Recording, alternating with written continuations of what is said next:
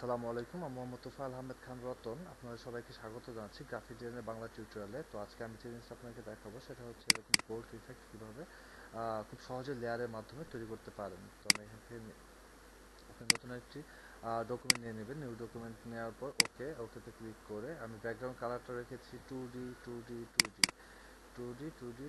দেন আপনি লেখার জন্য টেক্সটটা টাইপ টুলটা জাস্ট সিলেক্ট করবেন। টাইপ টুলটা সিলেক্ট করে আপনি লিখলাম GOLD গোল্ড।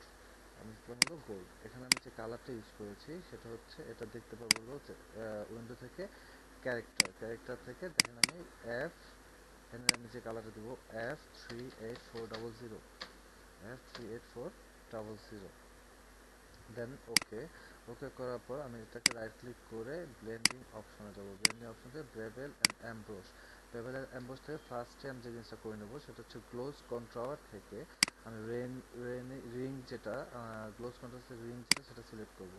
দেন সিলেক্ট করে আপনি এখানে ডিপটা কম বেশি করে নেব, যেটা সাইজটা করে নেব যাতে আমার এটা ভালো ইফেক্ট শো করে।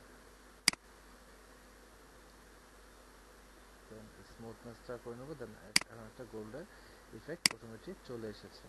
তো